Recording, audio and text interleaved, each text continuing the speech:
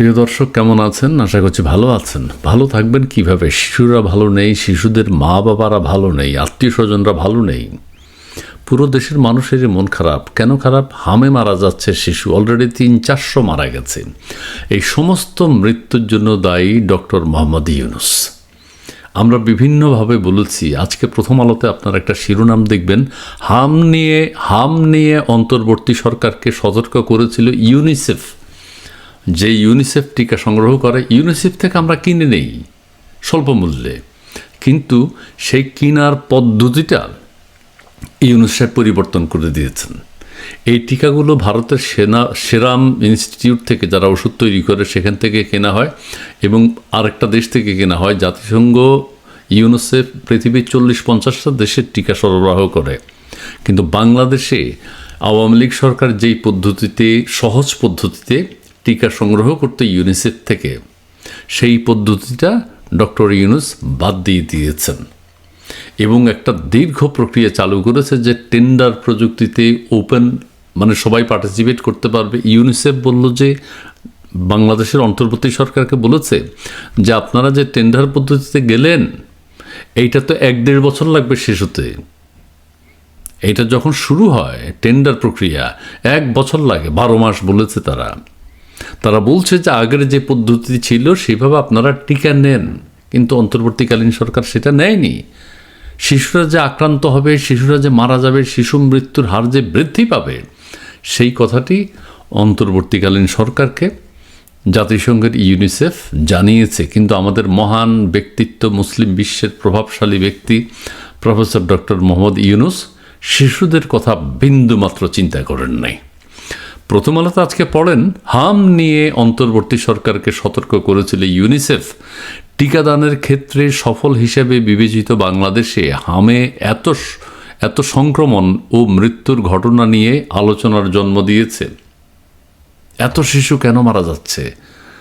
আন্তর্জাতিকভাবে আলোচনা হচ্ছে, জাতিসংঘের ইউনিসেফ আলোচনা করছে, সারা বাংলাদেশের মানুষ চিন্তিত। হঠাৎ করে বাংলাদেশে হামে এত শিশু মারা যাচ্ছে কেন?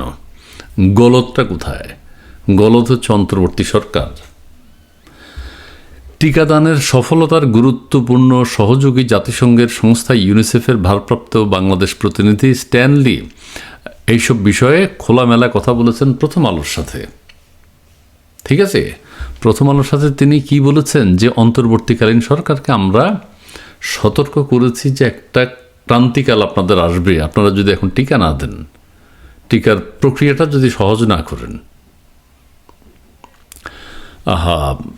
আমি স্ট্যানলির বক্তব্য পড়ে দিচ্ছি। সেটা হচ্ছে যে তিনি বলছেন যে, প্রশ্নটা আমি আপনাদের সাথে একটু শেয়ার করি। বাংলাদেশে সম্প্রতি হামের বড় প্রাদুর্ভাব দেখা দিয়েছে, এটা প্রথম আলো প্রশ্ন করছে। এর পেছনে সময় মতো হামের টিকাদানের ব্যর্থতার প্রশ্নটি আসছে বারবারই আসছে। টিকাদানের ব্যর্থতা কোথায়?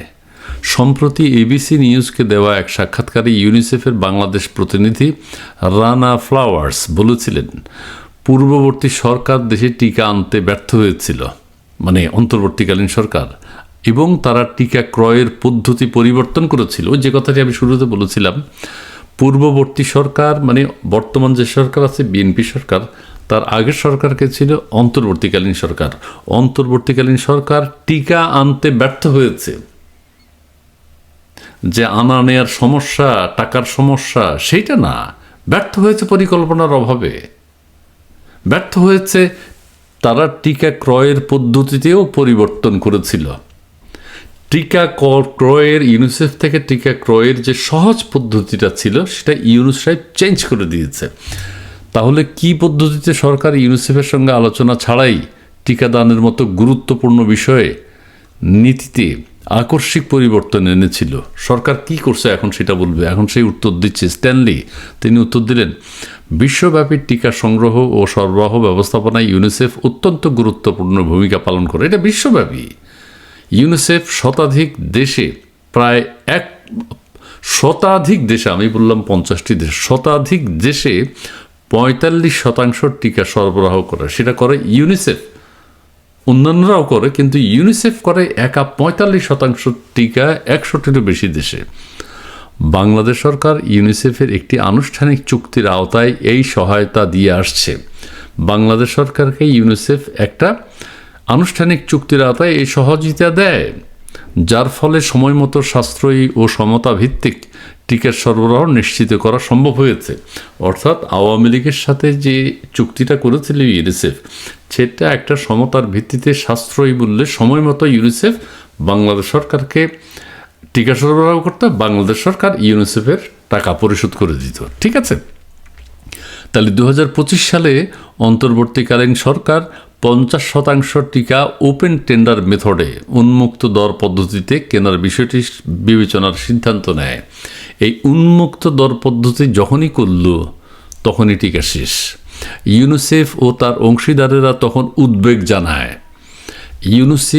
ইউনিসেফ এবং তার অংশীদারেরা তখন উৎকণ্ঠা জানায় যে আপনারা এটা কি করছেন, টিকা তো আপনারা পাবেন না, এটা তো অনেক সময়ের ব্যাপার, কিসের ওপেন টেন্ডার পদ্ধতি। ইউনিসেফ ও তাদের অংশীদারেরা তখন সরকারকে উদ্বেগ এবং উৎকণ্ঠার কথা জানায় এই বলে যে এই প্রক্রিয়ায় সামগ্রিক ক্রয় প্রক্রিয়া সর্বোচ্চ 12 মাস পর্যন্ত বিলম্বিত হতে পারে। ইউনিসেফ সরকারকে জানিয়েছে, সরকারের স্বাস্থ্যমন্ত্রী নূরজাহান বেগম, সরকারের প্রধান উপদেষ্টা ডক্টর মোহাম্মদ ইউনূস তাদেরকে জানিয়েছে এই পদ্ধতিতে যদি আপনারা টিকা সংগ্রহ করতে যান, এটা লেংদি ব্যাপার, 12 মাসের উপর পর্যন্ত লেগে যায়। এইসব উদ্বেগ সত্ত্বেও উন্মুক্ত দর পদ্ধতিতে এগোনোর সিদ্ধান্ত বহাল রাখে অন্তর্বর্তীকালীন সরকার। দুঃখজনকভাবে এই সিদ্ধান্তের ফলে টিকা সংগ্রহে বিলম্ব ঘটে। শিশুদের টিকা দিতে পারে নাই, আজকে শিশুদের এই অবস্থা। 2025 সালে ইউনিসেফ আগাম অর্থায়নের ব্যবস্থা করে টিকা সংগ্রহ ও সরবরাহ নিশ্চিত করে, তবে যাতে তীব্র সংকট মোকাবেলা করা যায়। 2025 সালে ইউনিসেফ কিছু টিকা সংগ্রহ করেছে, এর ফলে 2025 সালের ডিসেম্বর পর্যন্ত কিছু টিকা মজুদ রাখা সম্ভব হয়। ইউনিসেফ নিজ দায়িত্বে, যে বাংলাদেশ সরকার একটা বোকামি করতেছে অন্তর্বর্তীকালীন সরকার, তারা কিছু টিকা মজুদ করেছিল, তবে কিছু টিকার ক্ষেত্রে এর আগেই মজুদ শেষ হয়ে যায়। হায় হায় রে, ইউনিসেফ নিজেরা ইচ্ছা করে কিছু টিকা সরবরাহ করেছিল এবং সেগুলোর মজুদ শেষ। সরকার এই কিছু টিকার ক্ষেত্রে 2026 সালের জানুয়ারি ফেব্রুয়ারিতে আবার সংকট দেখা দেয়। অর্থ ছাড়ে বিলম্ব, ক্রয় প্রক্রিয়ায় পরিবর্তনের সম্মিলিত প্রভাবে টিকা সরবরাহ ব্যবস্থা ব্যাহত হয়। সরকার টাকা দিচ্ছে না ইউনিসেফকে, ক্রয় প্রক্রিয়া যে ওপেন টেন্ডার পদ্ধতি চালু করেছে, এইসব প্রক্রিয়ার মাধ্যমে টিকা সরবরাহ পরিবর্তনের ফলে টিকা সরবরাহ ব্যবস্থা ব্যাহত হয়, কারণ উন্মুক্ত দরপত্রের মাধ্যমে টিকা সংগ্রহ করা সম্পন্ন করা যায়নি। উন্মুক্ত দর পদ্ধতির মাধ্যমে টিকা সংগ্রহ করা যায়নি এবং অন্তর্বর্তীকালীন সরকার ইউনিসেফকে বরাদ্দ দেওয়া অর্থ ছাড় করতে পারেনি। এটা ইউনিসেফের বাংলাদেশ প্রতিনিধি জানাচ্ছেন এইসব কথা। অর্থাৎ ইউনিসেফকে যে অর্থ বরাদ্দ দেওয়ার কথা সেটাও সরকার ব্যবস্থা করতে পারেনি, ছাড় দেয়নি। সম্পূর্ণ ইচ্ছাকৃতভাবে শিশুদেরকে মেরে ফেলেছে। 2026 সালের ফেব্রুয়ারির মাঝামাঝি নতুন সরকার দায়িত্ব নেওয়ার পর নতুন স্বাস্থ্যমন্ত্রী ইউনিসেফ ও অংশীদারদের সঙ্গে আলোচনার ভিত্তিতে মার্চ মাসে উন্মুক্ত দর পদ্ধতি বাতিলের সিদ্ধান্ত নেয়। বিএনপি সরকার এসে ইউনিসেফ যখন বুঝাইল যে ইউনিট সরকার যা করে গেছে, শিশুদের ধ্বংস করে গেছে, শিশুদের ভবিষ্যৎ নষ্ট করে দিয়েছে, বাবা মারা হাহাকার করবে শিশুকে হারিয়ে, সেই ইউনুস সাহেবের সেই সিদ্ধান্তটি নতুন সরকার ইউনিসেফ যখন বুঝিয়েছে তখন তারা সেটা বাতিল করেছে। এরপর এপ্রিলে আবার ইউনিসেফের মাধ্যমে আগের পদ্ধতিতে টিকা সংগ্রহের সিদ্ধান্তে ফেরা হয়। আগের পদ্ধতিতে এখন টিকা সংগ্রহ করবে ইউনিসেফ, এখন সেভাবে টিকা বাংলাদেশকে দিবে। এই পর্যন্ত কত শত মারা গেছে, একদিনে 17 জন শিশু মারা গেছে। আরও অনেক কথা লেখা আছে, আমি সবগুলো পড়লাম না। আর এই সহযোগিতা না থাকলে কোনো সম্ভাব্য সংকট, আচ্ছা ঠিক আছে, ইউনিসেফ বিভিন্ন জায়গা থেকে টিকাগুলো সংগ্রহ করে। অধ্যাপক মোহাম্মদ ইউনূসের নেতৃত্বাধীন অন্তর্বর্তী সরকার ক্ষমতায় আসার আগে ইউনিসেফ ও গ্যাভি যৌথভাবে ভারতের সিরাম ইনস্টিটিউট থেকে গৃহীত টিকা বাংলাদেশে সরবরাহ করত। ইউনুস সরকারের আগে যখন আওয়ামী লীগ সরকার ছিল তখন সেটা ইউনিসেফের মাধ্যমে ভারতের সিরাম ইনস্টিটিউট এবং গ্যাভি থেকে আর অন্যান্য জায়গা থেকে টিকা সংগ্রহ করত। এই সিদ্ধান্ত কি অন্তর্বর্তী সরকারের পক্ষ থেকে একটি ভালো নীতি ছিল? বাংলাদেশ সরকার কিন্তু হঠাৎ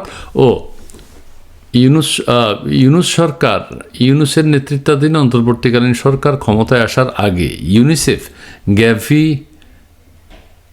ইউনিসেফ ও গ্যাভি যৌথভাবে, ইউনিসেফ এবং গ্যাভি আরেকটি সংস্থা, যৌথভাবে ভারতের সিরাম ইনস্টিটিউট থেকে টিকা সংগ্রহ করে বাংলাদেশে সরবরাহ করত। কিন্তু গত বছর হঠাৎ করে এই প্রক্রিয়া বন্ধ হয়ে যায়। দিল্লি না ঢাকা ভারতের সাথে অনেক কিছু করছে না শয়তানি। সেই সব শয়তানির মধ্যে ভারতের সিরাম ইনস্টিটিউট থেকে এই টিকা আনাটা ডক্টর ইউনূস বন্ধ করে দিয়েছে। এই সিদ্ধান্ত কি অন্তর্বর্তীকালীন সরকারের পক্ষ থেকে একটি ভালো নীতি ছিল? এটা প্রশ্ন করছে প্রথম আলো। এ থেকে অন্য দেশগুলো কী শিক্ষা নিতে পারে? বিশ্বব্যাপী এটি একটি সংকট কিনা? আচ্ছা, এখন প্রথম আলো প্রশ্ন করছে যে ইউনূস সরকার যে আওয়ামী লীগ সরকারের পদ্ধতিটা বাতিল করে দিয়েছে টিকার ক্ষেত্রে, এটা কি ইউনূস সরকার ভালো করেছিল? আর এই ক্ষেত্রে অন্যান্য দেশগুলো এর প্রতিক্রিয়া কী হবে? ইউনিসেফ এটাতে বাংলাদেশ সরকারকে সতর্ক করে দিয়েছে যে ইউনূস সাহেব যে সিদ্ধান্ত নিয়েছে সেটি একটি অবৈধ সিদ্ধান্ত, এবং এই সিদ্ধান্তের ফলে আজকে শিশুদের এই অবস্থা। পৃথিবীর কোনো দেশ যেন ইউনূস সাহেবের অন্তর্বর্তীকালীন সরকারের যে নেয়ার সিদ্ধান্ত, সেইভাবে সিদ্ধান্ত যেন কেউ গ্রহণ না করে, তাহলে শিশুরা মারা যাবে। আমি পুরোটা পড়ছি না, আমি আগে পড়েছি জন্য সামারিটা বলছি যে ইউনূস সরকার যে সিদ্ধান্ত নিয়েছে সেটা কোনোভাবেই ভালো সিদ্ধান্ত না। ঠিক আছে, আমরা আশা করব পৃথিবীর অন্যান্য দেশ যেন ইউনূস সাহেবের মতো সিদ্ধান্ত গ্রহণ না করে, এবং বর্তমান সরকারের সাথে আলাপ করে ইউনিসেফ যে সিদ্ধান্ত নিয়েছে, বর্তমান সরকারের যে সিদ্ধান্ত দিয়েছে, যে ইউনূস সাহেবের সিদ্ধান্ত টিকা কেনার ব্যাপারে যে সিদ্ধান্ত নিয়েছে, দীর্ঘসূত্রিতার ব্যাপার, অর্থ ছাড়ের জটিলতা, সেই সিদ্ধান্তটি বাতিল করে আওয়ামী লীগ সরকারের সময় ইউনিসেফের সাথে যেই সিদ্ধান্ত ছিল যেভাবে টিকা সংগ্রহ করত, সেই পদ্ধতিতে এখন টিকা সংগ্রহ করবে। যদি ভবিষ্যতে আরও ভালো দিক আমরা দেখতে পাই, এইভাবে টিকা নিলে অবশ্যই ভালো করবে। তার মানে যেটি বলতে চাই, জনগণও যেটা বলছে, যে সমস্ত শিশু হত্যার জন্য দায়ী ডক্টর মোহাম্মদ ইউনূস, বাবা মায়ের বুক খালি করার জন্য দায়ী ডক্টর মোহাম্মদ ইউনূস, ঠিক আছে, বাবা মাদেরকে নিঃস্ব করে ফেলার জন্য দায়ী ডক্টর মোহাম্মদ ইউনূস। অর্থবিত্ত সব হারাচ্ছে তারা, অর্থ নাই, টাকা ধার করে শিশুর চিকিৎসা করছে, কিন্তু শিশুর প্রাণ রক্ষা করতে পারছে না, টিকা দেয়া হয়নি। এটা 100টারও উপরে দেশে ইউনিসেফ টিকা সংগ্রহ করে, টিকা সরবরাহ করে। সেই বাংলাদেশে যে সহজ পদ্ধতিতে প্রতি বছর আমার টিকা উৎসাহ উদ্দীপনার মাধ্যমে ঘোষণা দিয়ে টেলিভিশনে, রেডিওতে, পত্রপত্রিকায় প্রচার করে টিকা দেয়া হতো, গ্রামে গঞ্জে, ইউনিয়নে, ওয়ার্ডে, জেলায়, উপজেলায়, সেই সিদ্ধান্তটা, সেই চমৎকার আয়োজনটা ধ্বংস করে দিয়েছে নোবেল বিজয়ী মুসলিম বিশ্বের প্রভাবশালী ব্যক্তিত্ব, বিশিষ্ট রোহিঙ্গা বিশেষজ্ঞ প্রফেসর ডক্টর মোহাম্মদ ইউনূস। ঘৃণা। ধন্যবাদ।